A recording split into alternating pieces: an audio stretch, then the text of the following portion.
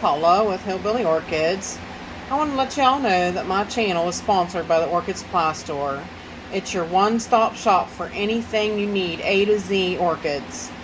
Use the code Hillbilly for a 12% discount. Thanks for dropping by, y'all.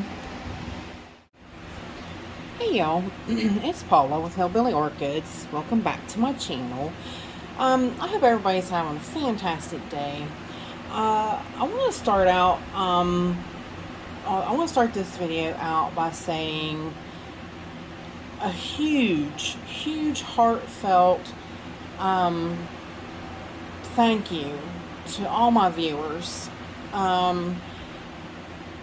You guys are just, hands down, you're the best. I mean, I wish there was some way that I could just really personally thank you so much. You know, I've had a really hard week. Things are looking up a little bit. I'm definitely dealing with a lot of issues with my autoimmune stuff, which is, like I told you guys. You know, and I've had so much support from you guys. I really appreciate that. I really, you know, it really, it gets me choked up. You know, sometimes I don't realize, you know, I mean, okay, let's just kind of say it like this. You know how they always tell you should always tell somebody that you love them, because you don't know what tomorrow brings. You might not be here tomorrow to tell that person that you love them. Well, you kind of just basically live for today. Well, sometimes things go without being said, and I don't like to do that. I like to say it, you know. And you know, like I said, the support that I have gotten from you guys is just phenomenal. Just you know, you guys are so kind. You say the nicest things, the sweetest things, and you're so supportive. It's like Debbie. She's like, you know, I've gotten so fond of you, and I really,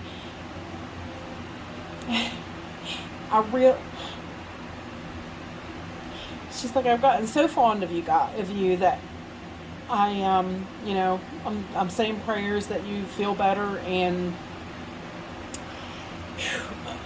sorry. And you all choke me up like that when you say such kind things, you know. And you know, then I've got people that private message me, like Glenn. You know, Glenn, I want to say happy birthday, buddy. Happy birthday to you. Happy birthday to you. You're one of the greatest viewers I've had. I mean, you're just so special to me, and I don't want you to ever forget that.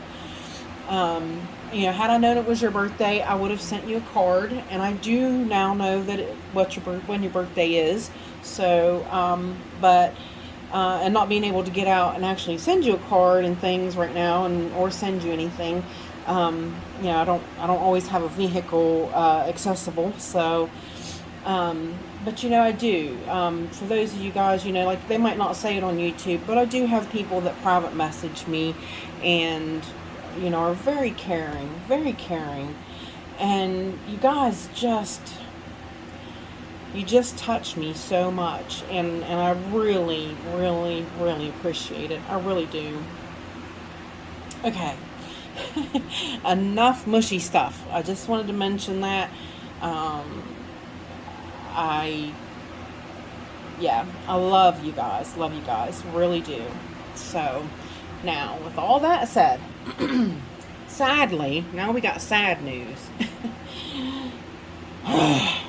Because I've not been feeling good, I've been being lazy, and I've not felt good enough. I did not do my fall bug spray, and I'm paying for it tremendously. So, I didn't do my preventative. So, I've got issues. So now what I have to do is I have to break out the big stuff. I have to break out the big guns. I have to do a systemic. And this Birth of a Galaxy has aphids. all my violets have aphids. Somehow I've got them in here. Don't know how. Very possibly in my own hair, because like when the weather was changing outside, I would notice them in my hair, like they were flying around outside so crazy. So I might have myself just drug them in here, you know, without even knowing, without even realizing. So, but I went ahead and I sprayed this plant with a systemic, waited 2 days. I thought it was only 24 hours, but Michael said, just wait 2. I'm like, okay, I'll listen to you, my dear, and see how the plant reacts to it. So, and I really doused this plant. I doused her good, and I soaked her, not really soaked her, but I sprayed the top, so it did seep in, because that's the whole point of systemic, is it goes through the plant and gets inside, so when they bite it, they're going to die. So that's the whole point of systemic. And I had actually went back and watched my man Raquel's video on what he did, and he said that he sprays every 3 months, just as a precautionary, just to keep, just to, 3 months. I'm like, oh, that is a lot, but I can see his point of view. So anyway, the thing of it is that on this plant, I had said it in a video, so I'm going to zoom in and I'm going to see if I can turn on, my light, so we can see really closely. You can see the remnants of them. So this is what the remnants of aphids are. So, and it did mess up some of the flowers, which, honestly, I think I'm going to cut them off and let it start all over again. I'm going to, it's going to hurt, but yeah, I'll zoom back out now if I can. Nope, that's in.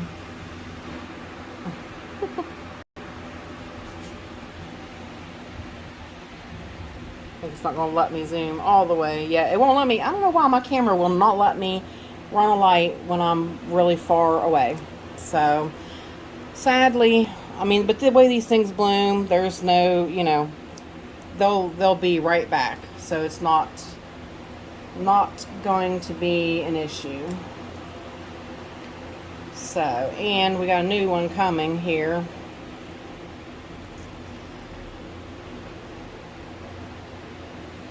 I hate to, but I'm going to.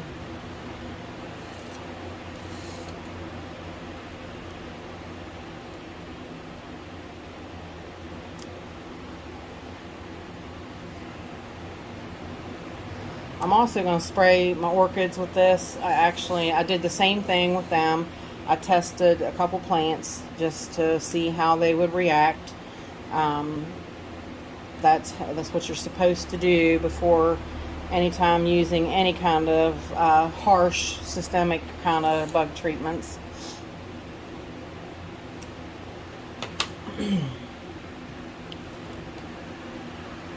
Those I'll probably take them outside and throw them outside just in case they've got anything else on them.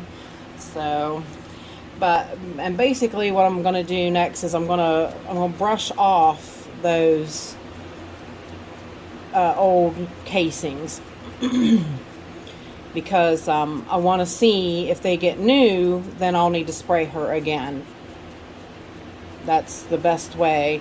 But of course, like I said, when I watched Rick's video, he explained how, he's like, you go along all the top, go along all the bottom, spray the crown really, really well, and then spray the top part of the soil. That way, it gets absorbed and it goes through and it kills the bug. So, but the next thing is what happened is I've got, I wound up getting thrips now. I've not had thrips before. Now I've got thrips. Almost 10 years going strong, and the biggest beastie I was fighting was stinking spider mites, and now I've got thrips. So, like I said, it doesn't really matter where they came from, but they're here. and I'm going to see to it that they're not staying. I don't know what that was. These are not the easiest things to sweep off either, I'm telling you.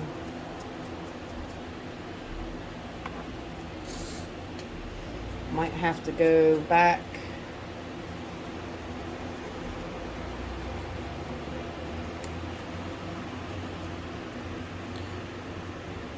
I'm not going to have you guys sit here and watch me sweep off every leaf and have to go back over it. And like I said, it's a little difficult to really get in there and get them all off of there. They really do stick, because them little fuzzy leaves, you know, they got little hairs. So I'm hitting the phone.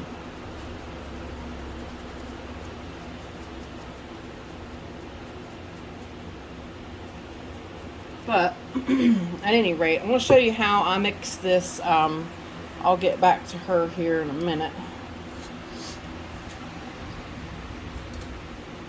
And I'll show you how I mix my stuff. So,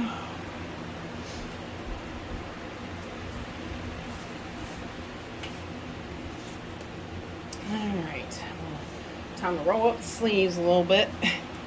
And I spray with a mask because I just don't like to breathe in the systemic stuff, you know. I just being safe and precautious on my own part.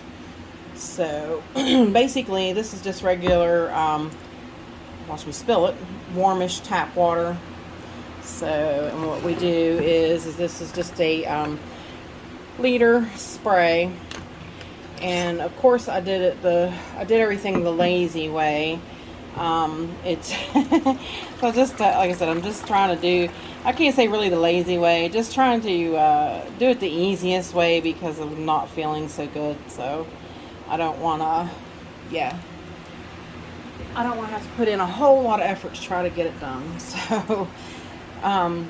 So basically, and Rick actually uses a different kind. I think his was bare, but this is actually a concentrated. There it is, concentrated. So it, let me zoom back in just a little bit so I can turn the light back on so we can see. All right, there we go. So this is a concentrate. And he uses the one, I'll put the ingredient on the screen because it begins with the M. It's meloprolide or something like that. I can't really say it correctly. But this one, the active ingredient in this one is the is it going to focus? The acetoprimid, something like that. acetamiprid. Now that's the main ingredient in this one. And it tells you not to shake the bottle, but it tells you to agitate it because it does get foamy like.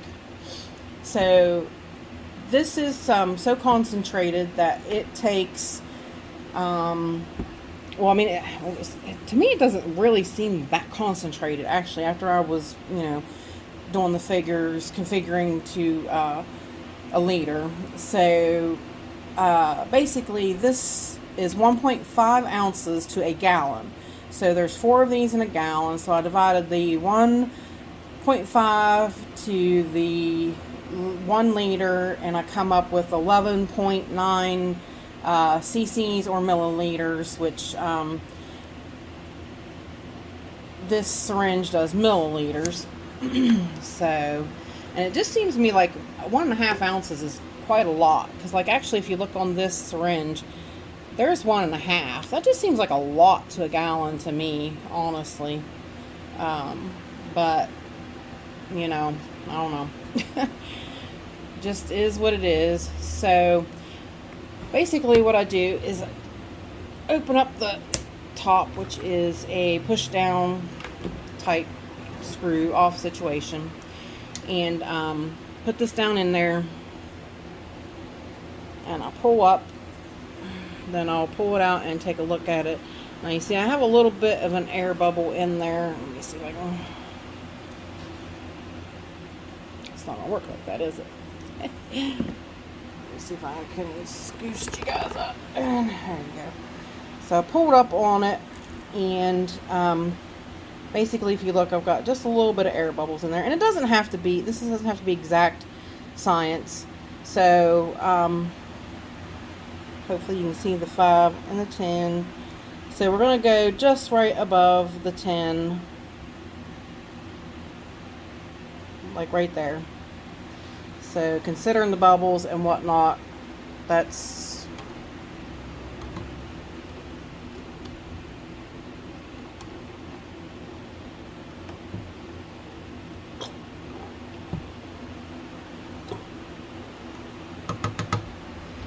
pretty normal. So tighten that back down, set it to the side. Now I'll put the lid back on this guy. I want to clean that before I put it back in the thing and put it away. And Rayanne, those have been so valuable. Thank you, thank you, thank you. Now I'm going to turn off the thing and zoom back out. Now I'm going to turn that, I'll screw it on there. And I'm going to also agitate it. I'm going to turn off the fan.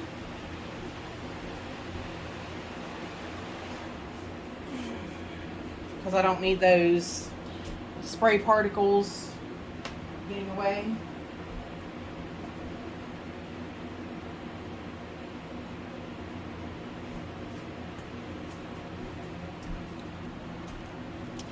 And sadly, here my little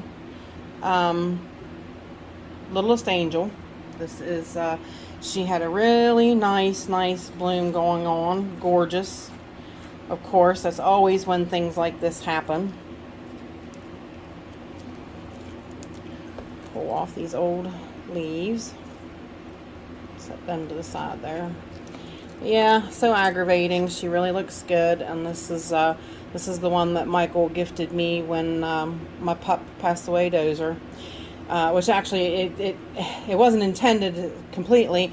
He had sent it, and he said, wasn't that just, you know, such a unique coincidence that yeah. So what I want to do is I'm going to go ahead and I'm going to spray the blooms, but then I'm going to cut them off. And see, a lot of people too would use gloves in this instance, but I probably should, but I don't. I'm not going to, which I should, because my fingernail polish is getting all kinds of crud on it. That's all right. But because a lot of people don't like the fact that, you know, it gets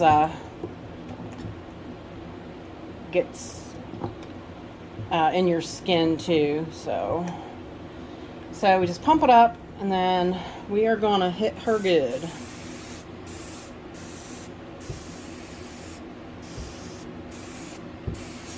And I do have my mask on. Hit the crown very good.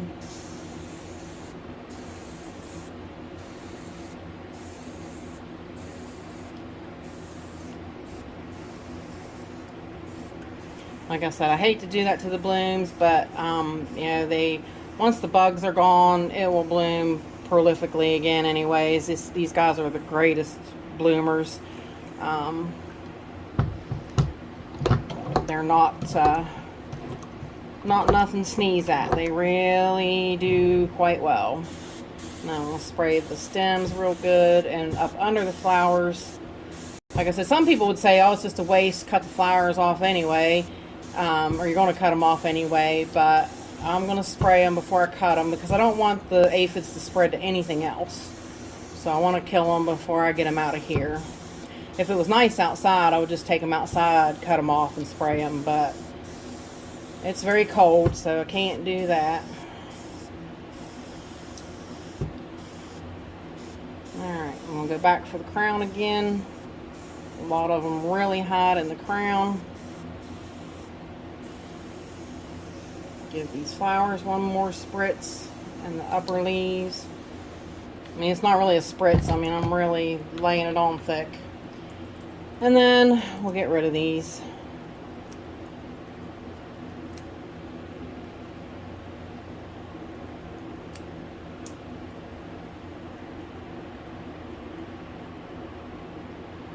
Dang bugs ruin everything. They really can. I mean, that was best bloom. She really bloomed quite well after I split it and sent off the babies. So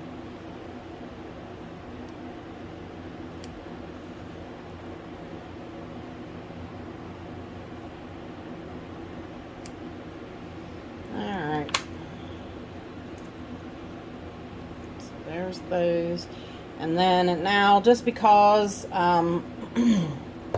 because I have the blooms out of the way and I have a more open area to get her, I'm going to spray again.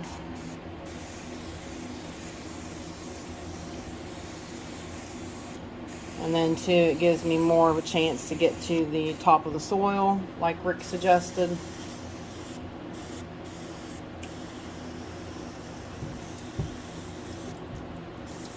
I mean, as you can see, I really want rid of these buggers.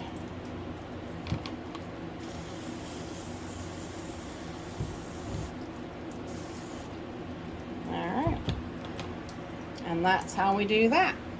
So now, that's what I'm going to do with everyone. I'm not going to keep you guys around and have you go through all of that with me like that. But I will show you, of course, before we go, what thrips damage looks like. So, let me set her back in there. Set her off to the side. Wipe off this a little bit because I do have it really drenched. And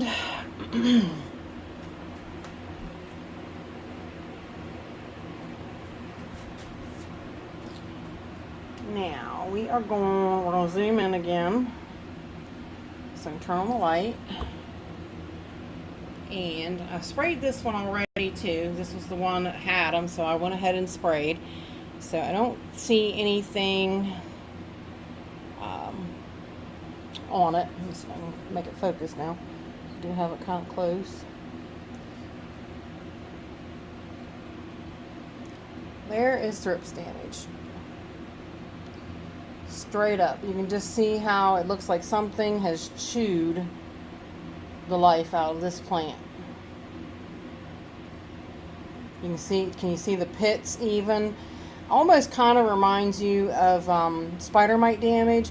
Spider mites don't usually attack blooms. They can and they will, but usually they like the underside of a leaf. They like a soft underside of a leaf, or maybe a soft new growth. These guys, they chew the spikes. They chew on these spikes. And then, like I said, you'll see them. You'll see them. They're a long, brown rice looking like bug. Really nasty little goobers. So, that should pretty much do it. And if you guys have any questions or anything, please feel free to give me a holler. And with that said, I appreciate all you wonderful, beautiful people stopping by and hanging out with me. And bye for now, y'all, till we meet again.